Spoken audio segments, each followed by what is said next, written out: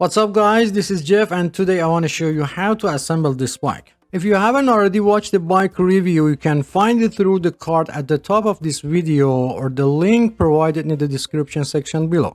I hope this video will help you during the assembly process. Before you start assembling the bike, it's important to note that the bike comes with a 1-year warranty as mentioned in the manual. To use the warranty, you will need to submit the warranty form along the purchase receipt, the bike serial number located under the body, and the bike model. You can find it on the frame. If the bike doesn't come with the manual, you can visit the manufacturer's website to access the required information and fill out the necessary details. To assemble this bike, you will require the following tools: a Phillips screwdriver, preferably in size 2 or medium, wrenches in size 10, 13, and 15 mm, Allen wrench in sizes 4, 5, and 6 mm. If you don't have the specific 10 and 13 mm wrenches, you may utilize an adjustable wrench instead. However, it's required to have a 15 mm open-end wrench available. I generally recommended utilizing a 3-way Allen wrench with sizes 4, 5, and 6 mm. These sizes are more commonly employed and can endure significant pressure during assembly. If you need to purchase these tools, I've included a link in the description section below where you can find them at the lowest available price. These bikes are manufactured in China and their measurement system is based on the metric system. However, you can also use inch wrenches if needed. The wrenches may feel slightly loose in some instances, but they are still capable of tightening the screws and nuts. These are the size of inch wrenches that you can use. Some parts of this video are common to all bikes, and in order to be able to give you a complete explanation, I've used several bikes. So don't be surprised if you see different bikes in some part of video. Okay, let's start. First, check the box completely to make sure there is no any damage. If the box appears to be damaged when opening it, make sure the bike parts are not damaged in the damaged area of the box. Avoid tearing the box completely when removing the bike. Why?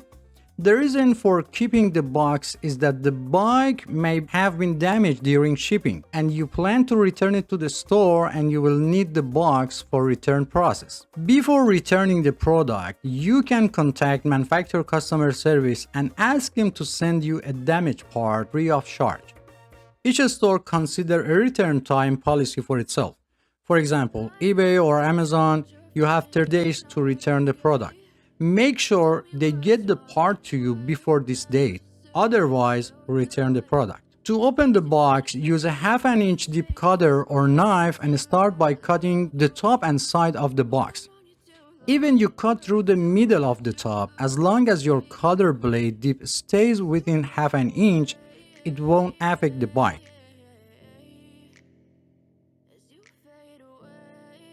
After opening the box, visually inspect the internal components including the wheels, front fork, rear derailleur, and handlebar to make sure they are free of any damage.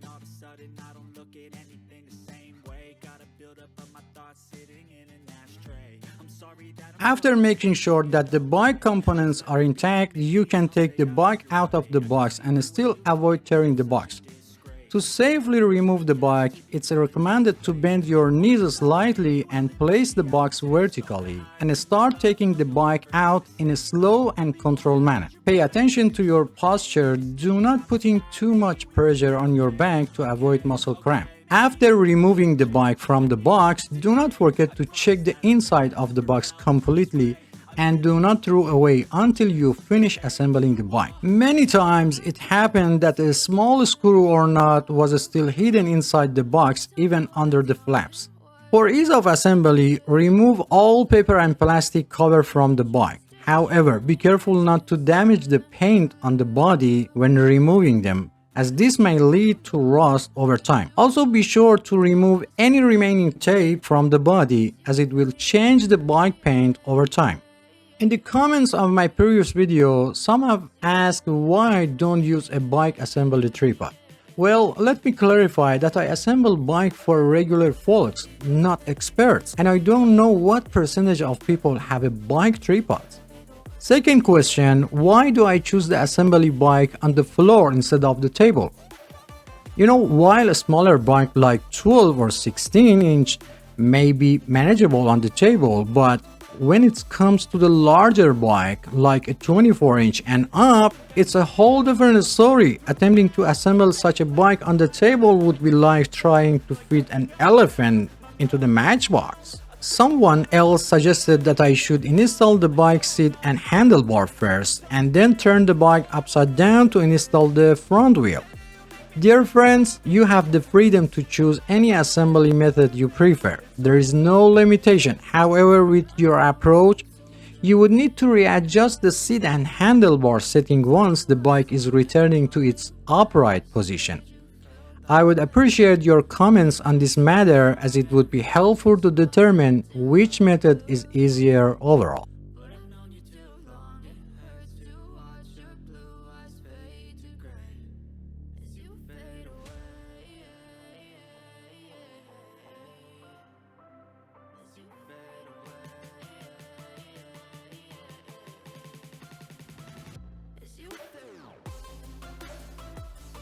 Let's start to assemble training wheels. Remove the rear axle nut and washer if present. Place the metal part under the screw that has a protrusion toward the back and place the training wheel on the axle, and then install the washer and head nut. And at the end of the bike assembly, readjust them if needed. Some people ask about putting training wheel on the bike. Should the training wheels be in full contact with the ground, or should there be a certain distance between the training wheels and the ground? Training wheels, also known as balance assist wheels, are designed to help children learn how to balance while riding a bike in the early stages. If the training wheels are set to completely touch the ground, children may not understand the concept of balance. On the other hand, if the wheels are too far off the ground, children will always think they are falling. The recommended clearance for each training wheel is approximately half a centimeter, or one wheel is in contact with the ground and the other wheel should be about 1.5 centimeter above the ground. Training wheels without adjustable setting usually comes with this present distance when installed.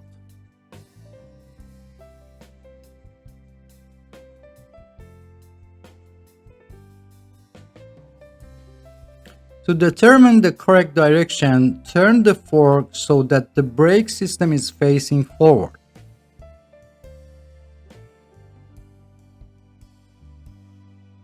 Remove the head nut and wheel retainer from both sides of the axle. If the rim is warped or bent, I made a video on how to fix it and I've put the link in the description section below.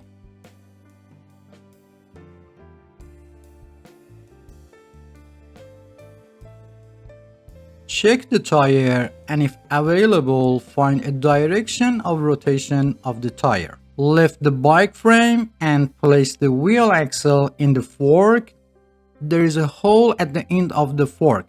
Insert the wheel retainer into the hole and tighten the head nut by hand. In only a few limit models, only washers are used for the wheel retainers. Repeat the same process on the other side. If the fork was bent and you couldn't put the tire in the fork, I made a video and I've put the link in the description section below how to fix it. Now align the wheel in the center of the fork and slightly tighten the head nut on the one side. Tighten the nut slightly on the other side, and finally tighten the head nut on each side completely. And don't forget to check the alignment of the wheel during the process.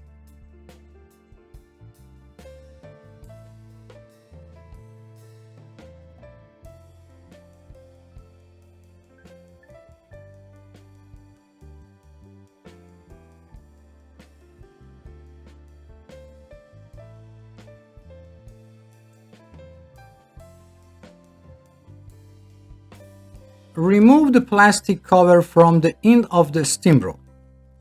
If it's difficult to remove, unscrew the steam bolt and remove the plastic. If the reflector is loose, align it horizontally and tighten it with the Phillips screwdriver. However, be careful not to over tighten the screw because it may cause the reflector to break.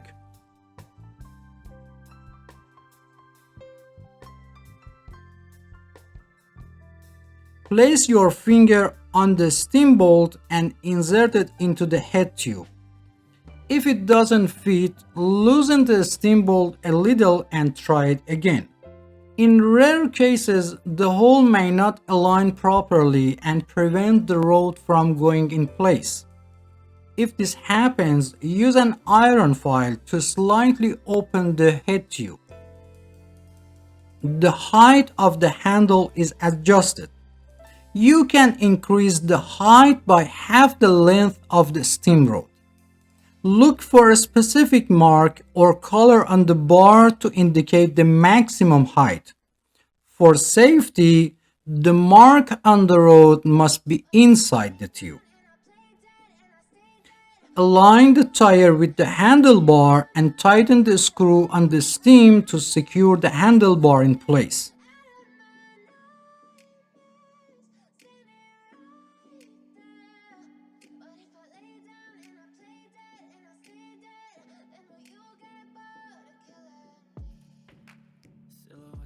If the brake levers are loose, install them in line with the handlebar or at a 20-degree angle downward from the handlebars. Sometimes you hear a cracking sound while tightening the screw. This is normal and don't worry. On 99% of bikes, the brake lever adjustment screw is often found next to the brake handle. You might wonder about purpose. Sometimes people with a smaller hand, especially children, find it difficult to reach and hold the brake handle properly. In such case, you can adjust the screw to reduce the distance between the brake handle and the handlebar grip. If necessary, start by loosening the anchor nut that holds the brake's wire. Then, tighten the screw on the brake handle.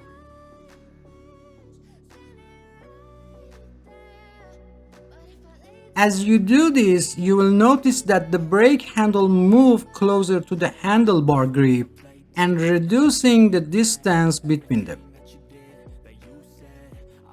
It's important to note that this adjustment doesn't affect the overall performance of the brake system, and you can always revert it back to its original state if desired.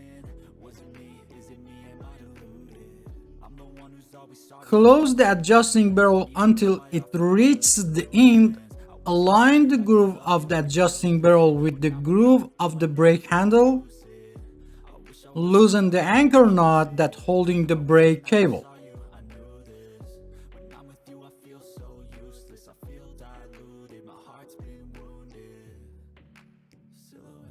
Release the wire slightly and insert the head of the wire into the hole of the brake handle.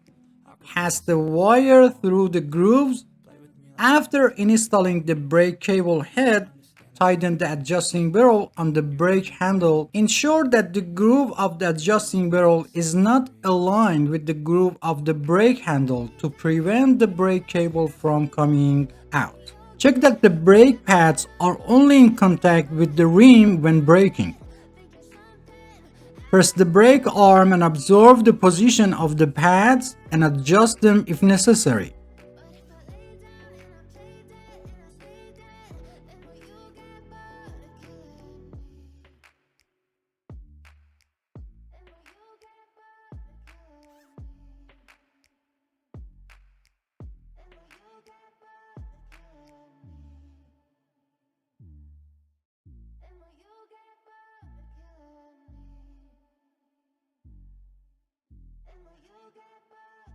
To tighten the brake pads, use your thumbs to hold the pads in place as you're tightening them. This prevents the pad from rotating during tightening.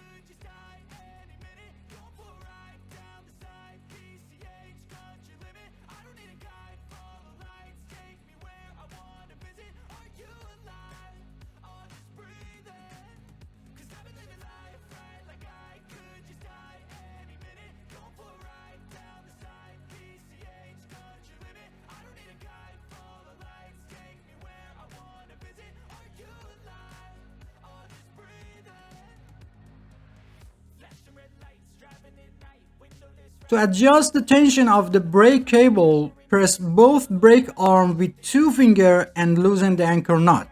Pull the brake cable and then tighten the brake anchor knot.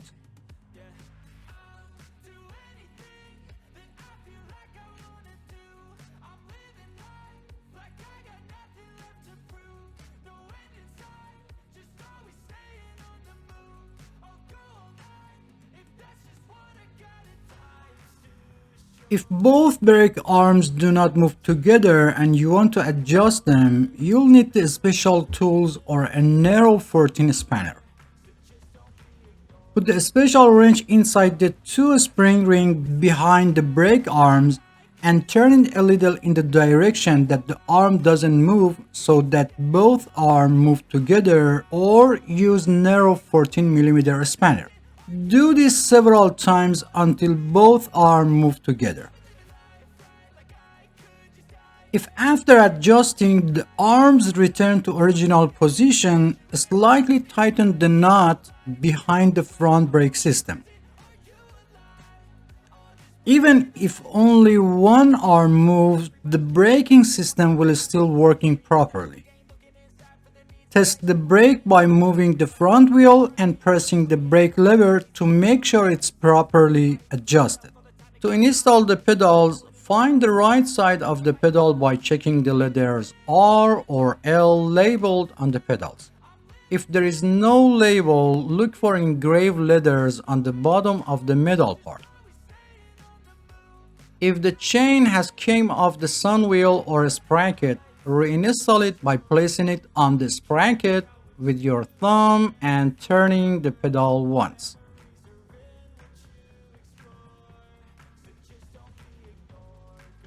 Install the pedal by hand only, without touching the threads and without using tools. Be careful to install the pedal vertically on the crank arm to avoid damage to the pedal and crank threads. For the left side, turn it counterclockwise, or easy way, turn it toward the front of the bike.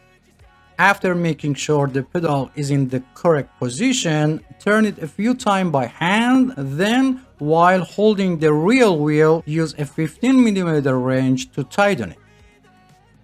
In rare cases when the pedal cannot be installed, first install the pedal on the other side. Sometimes the pedal may be labeled with the letter L, but both pedals are designed for the right side of the bike. If it's not installed on the opposite side, go back and install the pedal from the inside of the crank arm in the opposite direction to the rear of the bike. This is done when the pedal or crank thread is damaged, and reversing the installation direction will help rebuild the thread paths for proper installation. Also, if the pedal installed in this position, then you know you have selected the right pedal.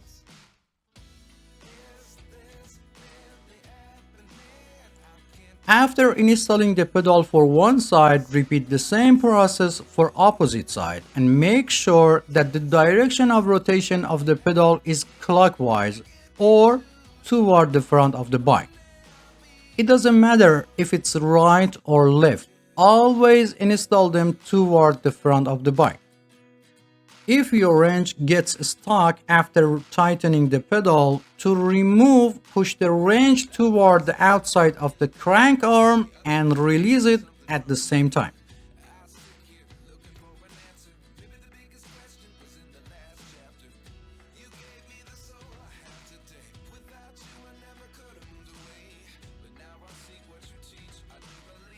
If the seat reflector is loose, use a Phillips screwdriver to tighten the reflector screw until it cannot move. Make sure the reflector is level and positioned correctly, and be sure not to over tighten the screw as it might break the reflector. I recommended installing the reflector close to the seat lock after adjusting the seat height. Note that I'm mounting the reflector close to the seat for minimal height. Open the quick release seat post lever and place the seat post in the desired position. While holding the quick release seat post nut with one hand, Turn the quick release seat post lever a few times with the other hand until it feels tight. Close the quick release seat post lever regardless of height and direction of the seat and test the movement of the seat. If the seat still moves, open the quick release seat post lever. While holding the quick nut, rotate the lever one full turn and test again. Repeat this step until the seat stops moving. After the seat is secure, open the quick release seat post lever and adjust the height and direction of the seat and close the quick release seat post lever.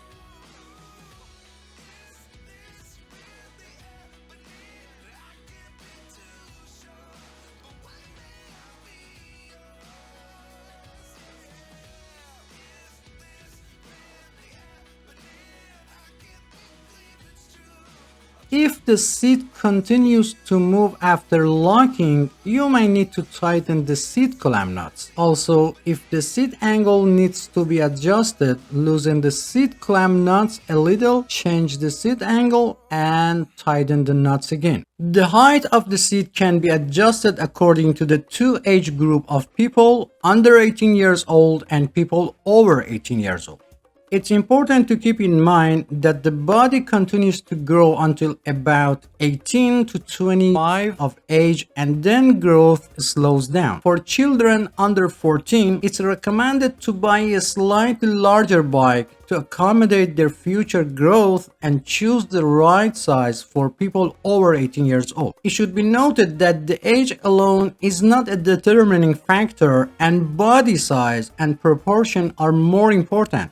Some people may be 10 years old but have the same body size as a 13 years old. For bikes with training wheels, it's enough for children's toes to touch the pedals and they can turn them. For bikes without training wheels, the seat height is considered appropriate if toes can touch the floor while sitting on the seat, or one foot should be firmly on the ground while the heel of the other foot is flat on the pedal, or one foot should be on the ground while the toes on the other foot are placed on the pedal and the foot is slightly bent. If for any reason the seat post falls into the seat tube, turn the bike upside down and gently tap the bike body to remove the seat post. Another solution to prevent the post from falling inside the seat tube is to install the seat post alone first and then attach the seat. This eliminates the possibility of the seat post falling into the pipe during the installation. Take the pad from inside the bag and install it on the handlebar. Open the two zippers of the front bag. Place the bag on the upper or lower handlebar and close the zipper. It's better to install it on the upper bar so that it doesn't cover the reflector. Install the bag over or under the brake wire depending on your preference.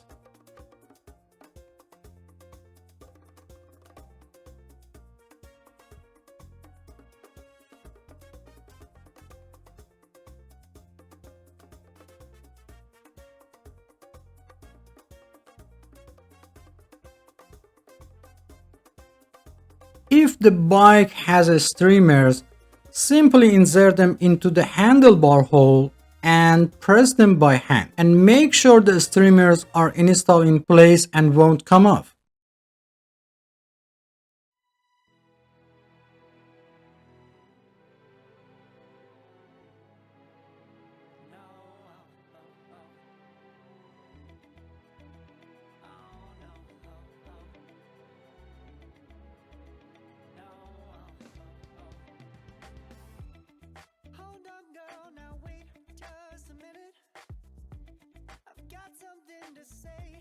At the end, it's necessary to check the work done and make sure that all bolts and nuts are properly tightened. When inflating tires, some people inflate the tire to the amount of air indicated on the tire. However, it's important to note that the value displayed on the tire represents the maximum air pressure that the tire can withstand. For most bikes, the recommended air pressure is between 25 to 35 psi. In another way, after inflating to 20 psi, sit on the bike to check the tire pressure. If the tire is not fully inflated, increase the amount of the air. Remember, the weight of the cyclist determines the amount of the tire inflation. To inflate the tire, first remove the valve cap and then put the air pump head on it. Sometimes this is difficult because by pressing the tube valve, the valve goes inside. If the tire is slightly inflated, first deflate it completely. Press your thumb on the back of the valve and place the air pump head on it. Inflate the tire halfway and make sure the tire is still on the rim. If part of tire pops out, release some air pressure, put the pops out area back inside the rim and reinflate it again.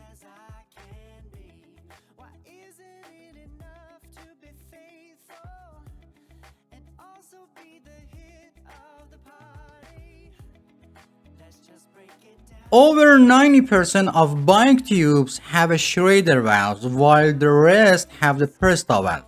For Presta valve, you either need an air pump that supports this type of valve, or you need a converter to conversion Presta valve to Schrader valves. To inflate the Presta model, first tighten the nut holding the valve on the rim, then remove the valve cap and open the nut above the valve all the way.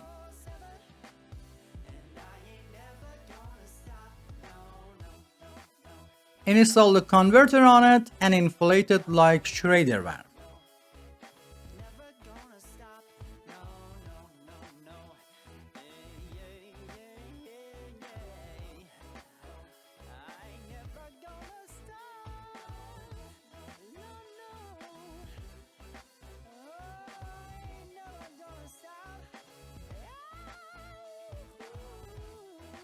After inflating, first remove the air pump head, then remove the converter and close the nut above the valve again.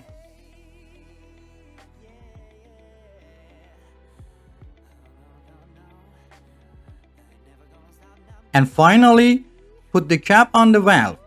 If the nut holding the valve on the rim is loose, tighten it again. And finally, it's very important to teach children how to use brakes before riding a bike.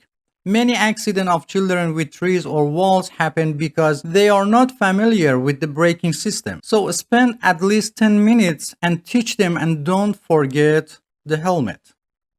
If you have any question, please provide specific details or timestamp from the video so I can better understand your question and provide faster help. If you enjoy the content, please subscribe to the channel for support me and turn on all notifications to be the first to know about new videos. Feel free to visit other parts of the channel. Thanks for watching and don't forget to hit the like button. Until next video.